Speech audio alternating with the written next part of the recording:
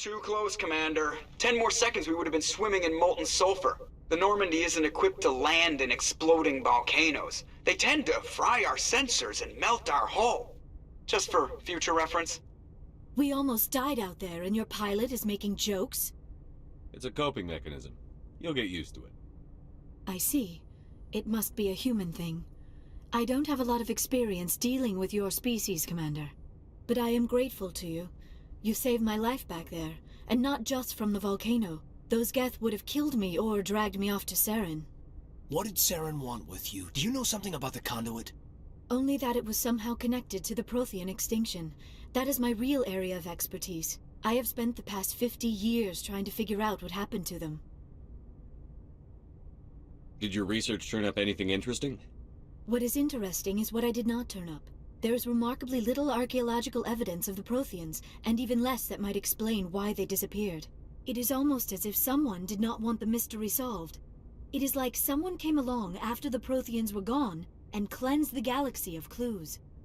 But here is the incredible part. According to my findings, the Protheans were not the first galactic civilization to mysteriously vanish. This cycle began long before them. Where'd you come up with this theory? I thought there wasn't any evidence. I have been working on this for 50 years. I have tracked down every scrap and shred of evidence. Eventually, subtle patterns start to emerge, patterns that hint at the truth. It is difficult to explain to someone else. I cannot point to one specific thing to prove my case. It is more a feeling derived from a half-century of dedicated research. But I know I'm right, and eventually I will be able to prove it. There were other civilizations before the Protheans. This cycle has repeated itself many times over. What cycle? What are you talking about? The galaxy is built on a cycle of extinction. Each time a great civilization rises up, it is suddenly and violently cast down. Only ruins survive. The Protheans rose up from a single world until their empire spanned the entire galaxy. Yet even they climbed to the top on the remains of those who came before. Their greatest achievements, the mass relays and the Citadel, are based on the technology of those who came before them. And then, like all the other forgotten civilizations throughout galactic history, the Protheans disappeared. I have dedicated my life to figuring out why. They were wiped out by a race of sentient machines. The Reapers. The Reapers? But I have never heard of. How do you know this? What evidence do you have? There was a damaged Prothean beacon on Eden Prime. It burned a vision into my brain. I'm still trying to sort out what it all means. A beacon? Yes, that makes sense. But the beacons were not programmed to interact with human physiology. I am surprised you were able to make any sense of it at all. It's just a bunch of random images, even after I got the cipher. The cipher? Some Asari mumbo-jumbo, supposed to help the commander think like a Prothean. I don't know if it worked, though. The cipher altered my perception of the visions, but it's subtle. I still can't make sense of what I'm seeing. And this was something another Asari did to you? Commander, with your permission, I would like to try something. You were touched by the beacon. The visions are locked away inside your mind. One of my people gave you a deeper understanding of the visions, but you still cannot put all the pieces of the puzzle together. I might be able to help you. I'll do whatever it takes to stop Saren. Like the Asari who gave you the cipher, I can join my consciousness to yours. Maybe my knowledge of the Protheans will help clarify your vision. It's worth a shot.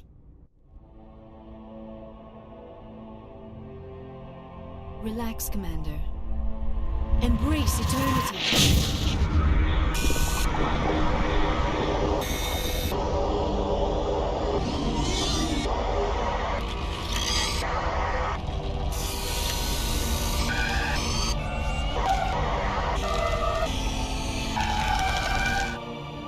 That was incredible. All this time, all my research, yet I never dreamed. I am sorry. The images were so vivid. I never imagined the experience would be so intense. You are remarkably strong-willed, Commander. What you have been through, what you have seen, would have destroyed a lesser mind. Come on, get to the point. What'd you see? The beacon on Eden Prime must have been badly damaged. Large parts of the vision are missing. The data transferred into the commander's mind is incomplete. You sure you didn't come across any kind of clue or hint? Something we might have missed? Everything I saw you already know. You were right about the Reapers. The Protheans were destroyed by a race of sentient machines. I think it is obvious there is a connection between the Reapers, the Prothean extinction, and the Conduit, but I did not see anything that would help us find it. What's our next move? Saren knew you were touched by the beacon on Eden Prime. He probably came after me because he feared I could help you understand it. I was able to interpret the data relayed through your vision, what was there at least, find the missing portion, and I am confident I can put all the pieces together. Good to have you on the team, Liara. Thank you, Commander. I am very grateful. Oh, I am afraid I am feeling a bit lightheaded. When was the last time you ate? Or slept? Dr. Chakwa should take a look at you. It is probably just mental exhaustion, coupled with the shock of discovering the Prothean's true fate. I need some time to process all this. Still, it could not hurt to be examined by a medical professional. It will give me the chance to think things over. Are we finished here, Commander? Go see the doctor. The rest of you, dismissed. Mission reports are filed, Commander. You want me to patch you through to the Council? Patch him through, Joker. Setting up the link now, Commander. We've received your report, Commander. I understand Dr. Tassoni is on the Normandy. I assume you're taking the necessary security precautions. Liara's on our side. The Geth were trying to kill her. Benezia would never allow Saren to kill her daughter. Maybe she doesn't know. Or maybe we don't know her. We never expected she could become a traitor. At least the mission was a success. Apart from the utter destruction of a major Prothean ruin. Was that really necessary, Shepard? The Geth were crawling all over those ruins. We were lucky to make it out alive. Of course, Commander. The mission must always take priority. Good luck, Commander. Remember, we are all counting on you.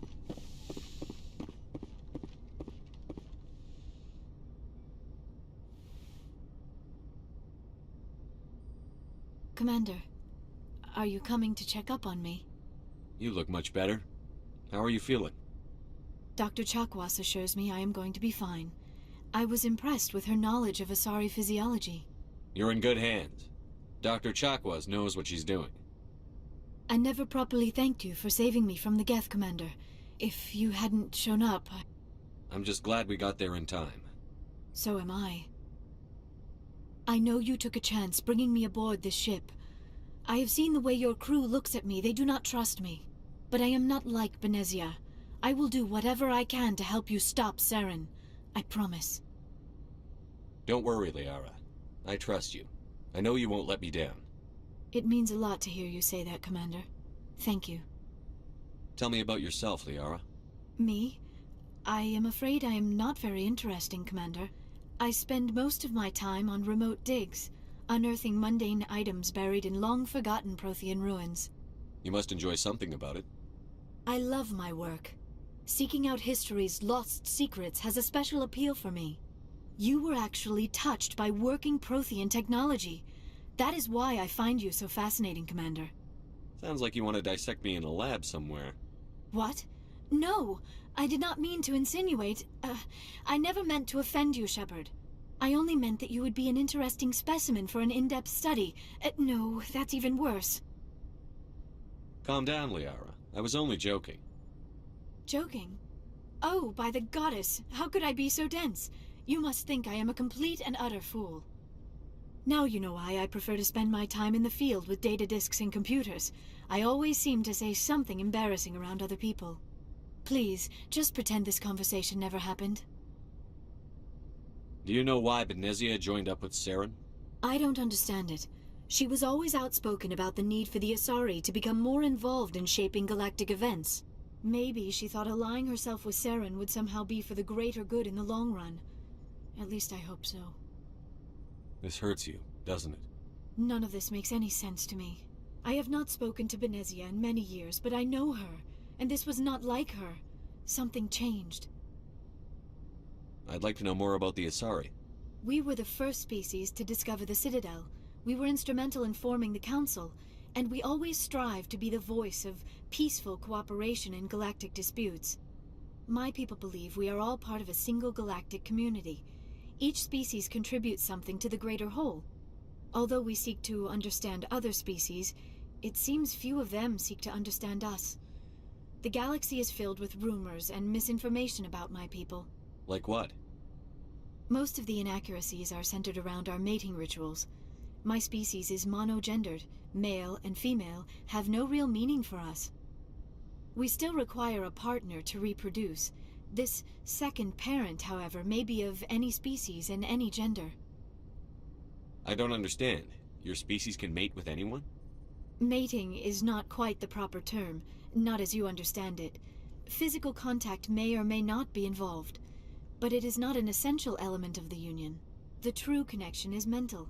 Our physiology allows us to meld with other beings. We can touch the very depths of their minds. We explore the genetic memory of their species. We share the most basic elements of their individual and racial identities. We then pass these traits on to our daughters. It is how we learn to grow as a species and how we develop a greater understanding of other races. What happens to your partner after the union? Every relationship is different. Some unions are a single encounter with both parents parting ways afterwards. Others can be more long-term. Sometimes an Asari and her partner will stay together for many decades. Do you know who Matriarch Benezia chose as her partner? She rarely spoke of her partner. Though I know my father, if you want to use that term, was another Asari. Benezia never told you her partner's name? Union with our own kind is no longer common, not for the purposes of reproduction. Most Asari believe it weakens our species. Asari daughters inherit racial traits from the father species. If both parents are Asari, then nothing has been gained, or so conventional wisdom would hold. I am what is sometimes called a pureblood, though no Asari would ever be cruel enough to say the word to my face. It is a great insult among my people. It is possible Benezia's partner was embarrassed by their union. She may have been too ashamed to publicly acknowledge me as her offspring. Maybe she wanted to meet you but couldn't. Something could have happened to her. Maybe she passed away. You might be right. I hope you are. But I have no way to know for sure. Benezia never spoke of her partner. Whatever happened, it caused her too much pain to dwell on it. She raised me by herself, though that is not uncommon. Many Asari raise their children alone, particularly if the father species is short-lived. Often the partner will pass on long before the child reaches maturity. You Asari live for 1,000 years. What happens when your partner dies? Few sapient species live as long as my kind. We have learned to take a philosophical approach to our unions. We do not focus on the inevitable loss of our partners. Instead, we enjoy the time we spend with them. And even after they're gone, a part of them lives on in us. The union is a connection that transcends both time and space. I should go. Goodbye, Shepard.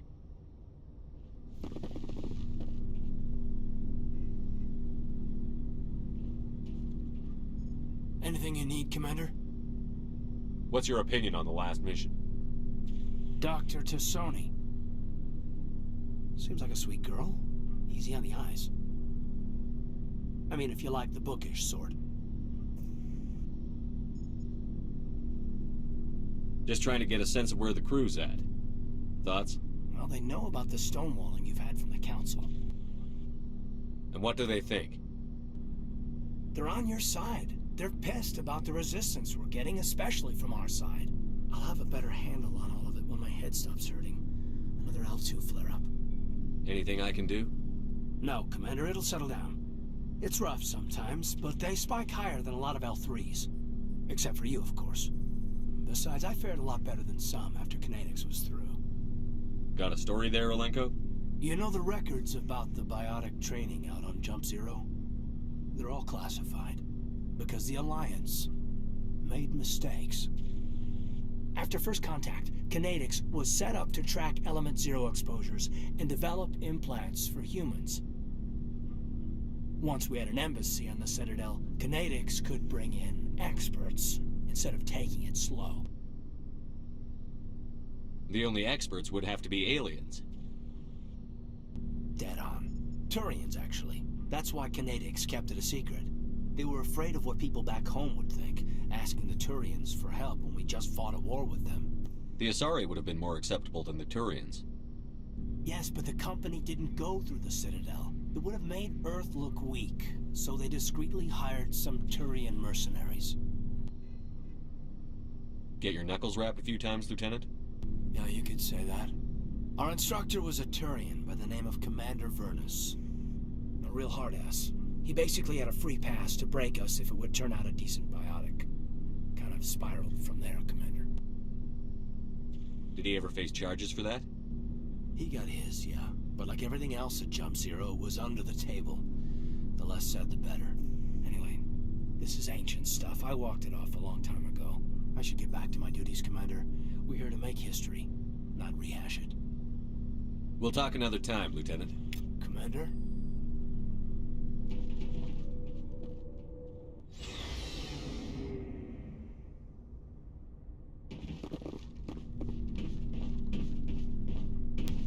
Commander, good to see you. You've been with CSEC a while. Have you seen much action? Well, not as much as you, but yeah, I've seen some interesting things. I'll bet you have. Anything in particular that stands out? I remember this Solarian geneticist I was sent to investigate. That case was a bit disturbing. What happened? Why were you investigating them? I was tasked with tracking black market trade on the Citadel. Most of it harmless, nothing I needed to pursue. But during the course of my investigation, I noticed an increase in the trade of body parts, organs mostly. We usually get a few of those, but not the numbers I was seeing. We weren't sure if there was a new black market lab or if some freak was harvesting organs from citizens.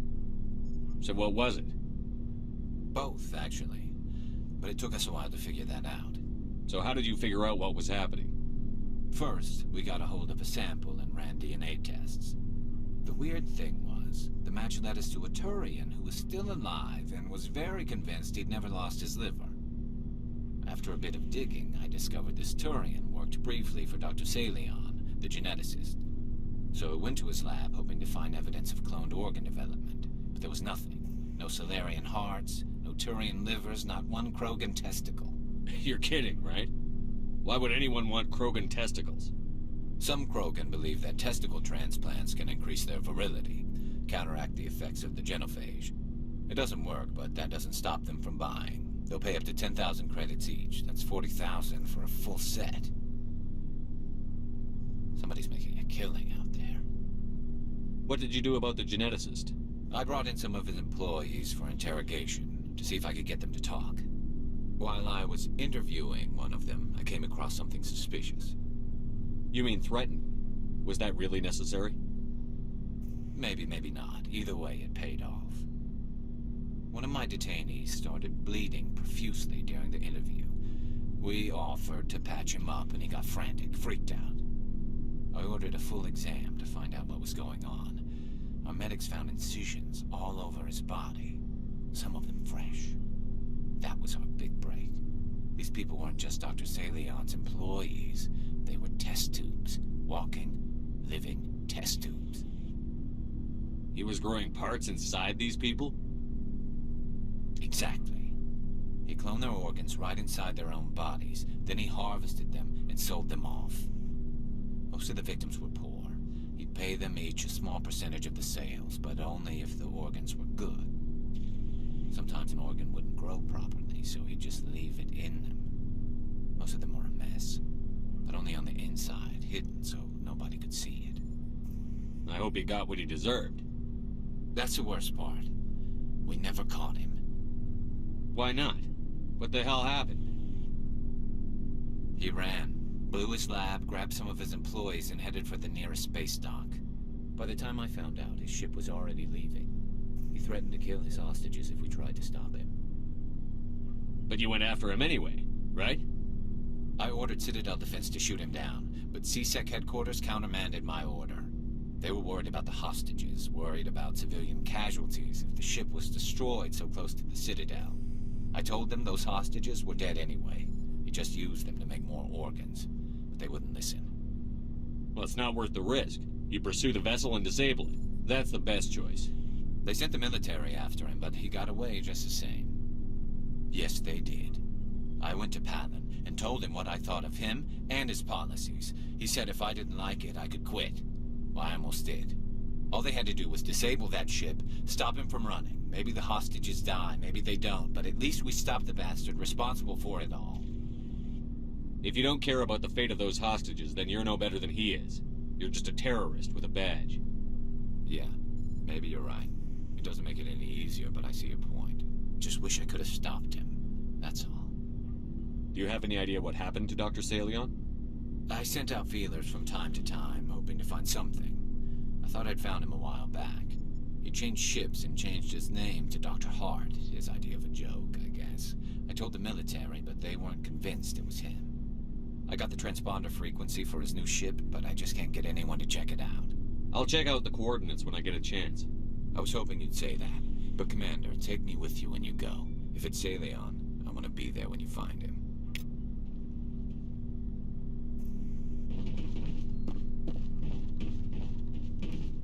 Oh, before I go, you said you're serving with Commander Shepard now? We saw him on the news here. He's cute. Later, sis. Tell me you didn't hear that. Your sister, I assume? Until I get home and kill her. That's Sarah, the youngest. Surprised to see you here, sir. Thought you'd be chatting up what's-her-name? Tassoni? Liara. Why would you think that? Scuttlebutt says you got a bit of a thing for her. I could understand why. The crew's off limits with the regs against fraternization. And at least she looks like a woman. You think I'm interested in Liara because she's the only one I'm allowed to date? So you are interested in her. Of course, it could be politics. Alien diplomat's daughter, us under orders to make nice with the bug-eyed monsters. What's up? You didn't come by to eavesdrop on Family Mail. Your family seems to be important to you. Yeah, we've always been close. Me and my sisters especially. With Dad on duty so much, I had to help Mom raise them. I was an only child, but I get the idea. At least one of my parents was always on duty. Yeah, military families, eh? With schedules like that, it's a wonder we ever have kids anymore.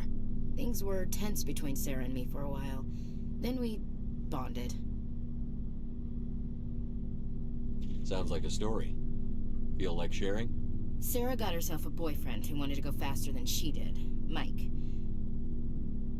I didn't think he was a bad kid, just pushy. Lynn would send me these worried vid mails, and I'd tell her to relax.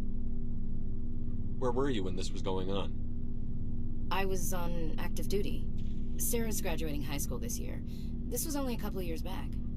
They were on Amaterasu. At the time, I was assigned to Chernobog. Same cluster, but a dozen Hellwire away. Close enough to talk regularly, too far to make it back in an emergency. I couldn't afford a fast packet flight. Sounds like that situation didn't last. Mike thought they'd go for a romantic walk in the woods, because he figured it was past time they did the deed. She levered Mike face first into a tree and left. Didn't have a scratch on her. Good thing Mom and Dad had us all learn some kind of self-defense. I took emergency leave and walked Sarah to school for a few days. Did anything happen while you were home? My last day out, Mike was waiting for us.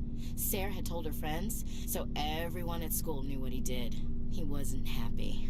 I wanted to snap him in half, but Sarah gave me this look, this let me handle it, I need to do this alone look. She kept her cool, God bless her, as he screamed in her face. She just let him vent. Then he tried to punch her. I swear, she just flowed around him. Next thing I knew, he's face down on the sidewalk, and there's blood everywhere. That's unbelievable. Sarah must be as good as you. Better. I'm more or less a straight-up puncher. When he swung, she wasn't there anymore, and he fell. She helped him stop the bleeding and had me call an ambulance. She told the paramedics he fell. Before they took him to the hospital, Mike touched Sarah's arm. I thought he was going to end up on the ground again.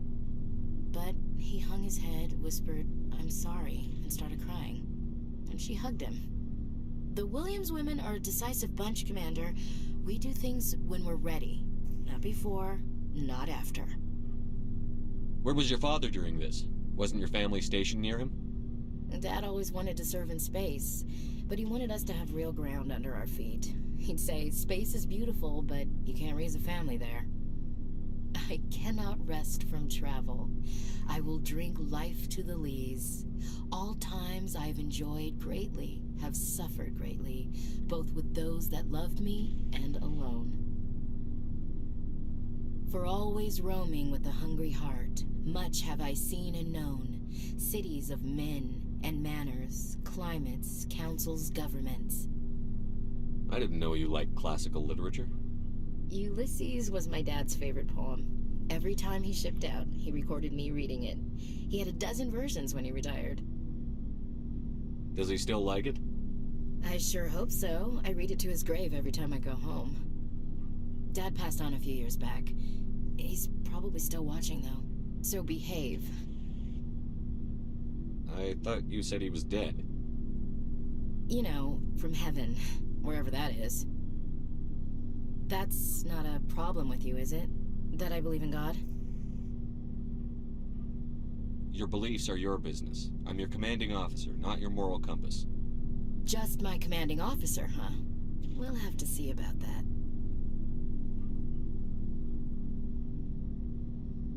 What are you saying, Williams? Me? I'm not saying anything, Skipper. I should get back to my duties. Didn't mean to take up so much of your time. What's your opinion on the last mission? Not sure I buy Dr. Tassoni's story about her and her mom not talking. They're family, right?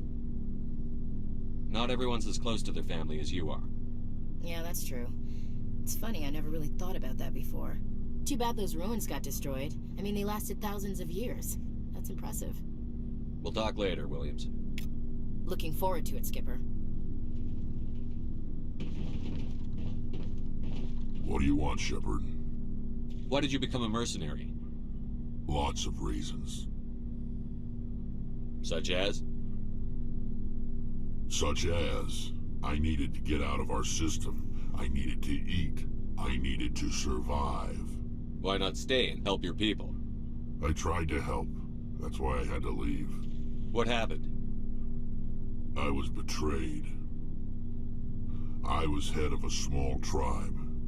We were trying to restore order after the war, but the other tribes were against us. They followed Jared, one of the few warlords who survived the war with the Turians. But he was old, and so were his ideas. He wanted to continue the war. He wanted us to fight. Turians, Solarians, each other. It didn't matter who, as long as we were fighting. What did you want? I just wanted Jared to shut up, to stop his ranting. I wanted him to stop leading the tribes astray. But he couldn't understand how much things had changed. We didn't have the numbers to go to war. Even if we did, the genophage made sure we couldn't replenish our numbers fast enough. I told them all to forget about war. We needed to focus on breeding, at least for one generation. And for a while, we were getting through. Some of the tribes started coming around. I take it the warlord didn't appreciate that. No, he didn't. He arranged a crush with the tribes, a meeting on neutral ground. He wanted to talk. We met at the Hollows, near the graves of our ancestors. The skulls of our dead laid bare to remind us where we come from, and where we all go. It's as sacred as any Krogan place can be. Violence is forbidden. It sounds like a trap to me. You must have suspected as much. I did. But when your father invites you to a crush, well, there are some laws that even we hold sacred. Jared was your father? He was. Until that day. We talked, but we didn't get anywhere. When it was clear that I wouldn't join him, he gave the signal. His men leapt from the graves of our ancestors like Krogan undead. The few that were loyal to me died quickly. I escaped with my life, but not before I sank my dagger deep into my father's chest. That is why I left, and that's why I'll never go back. So long, Rex. Shepard. Shepard. You must have family other than your father. Don't you miss them? You trying to make me cry, Shepard? I've got some unfinished business with my family, but that's all. What kind of business? Before I left, I made an oath to my father's father. I swore to recover my family's battle armor. It was taken from him after the uprising. Who has it? Originally, it was taken by the Turian military.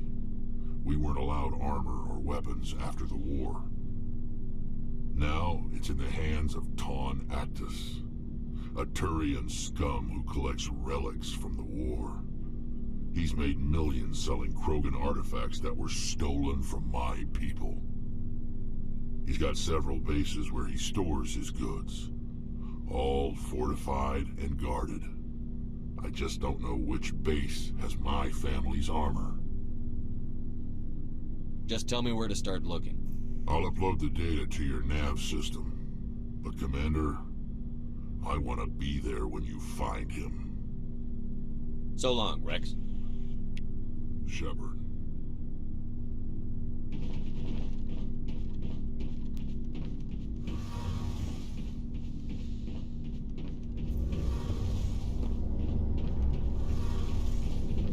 Shepard, I'm glad you're here. Good to see you smiling again, so to speak. I'm sleeping much better now. I guess I'm getting used to how quiet your ship is.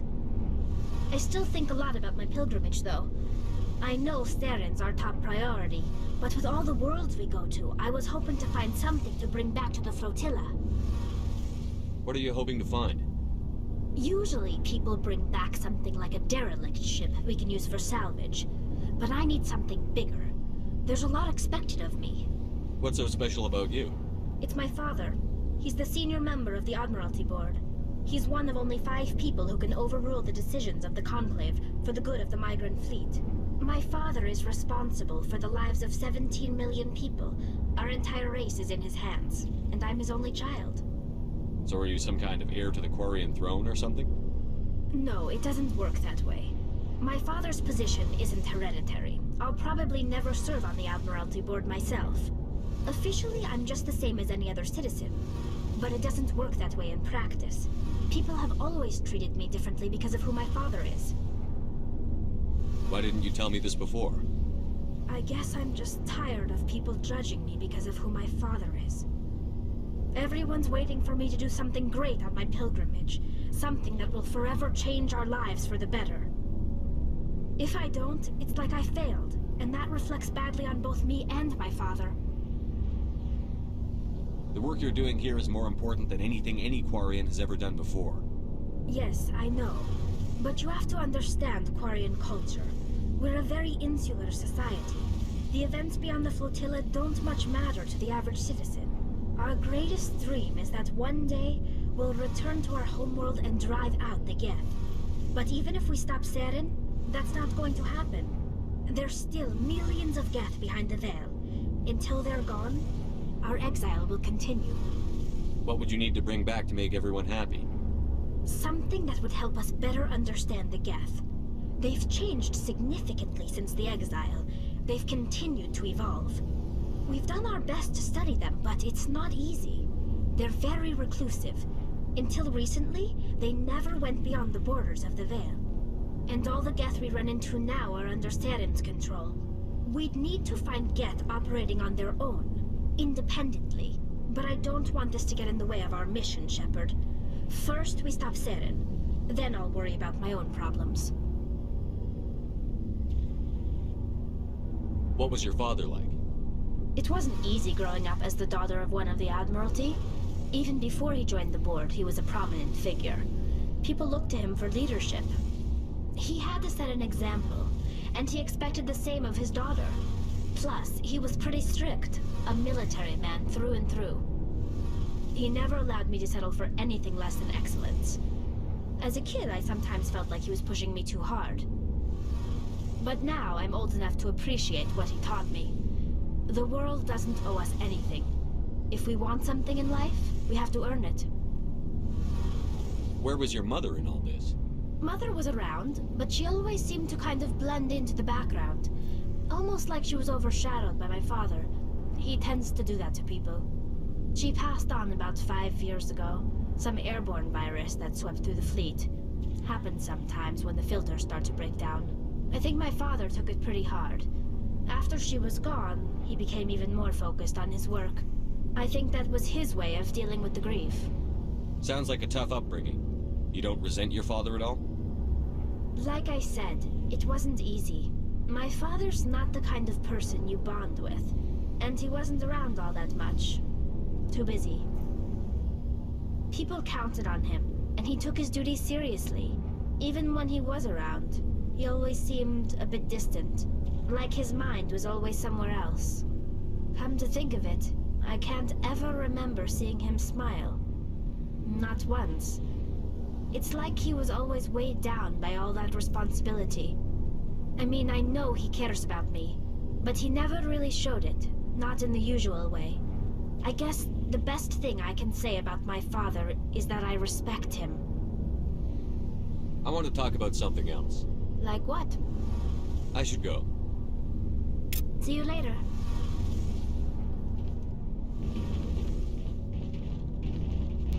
Hey, Commander, you know that Quarian, Tally? She's been spending all her time down here asking me about our engines. I'll tell her to leave you alone. What? No, she's amazing. I wish my guys were half as smart as she is. Give her a month on board and she'll know more about our engines than I do. She's got a real knack for technology, that one. I can see why you wanted her to come along. I figured she'd be a real asset to the team. You've got an eye for Tally, Commander, but I'm guessing that's not why you came down here. Where else have you served, Adams? If you name a class of Alliance ship, I've probably served on it. Everything from dreadnoughts and carriers right down to frigates like the Normandy. My last assignment was on the Tokyo, only a cruiser, but she was a good ship. Couldn't hold a candle to the Normandy, though. Carry on, Adams. Aye, aye, Commander.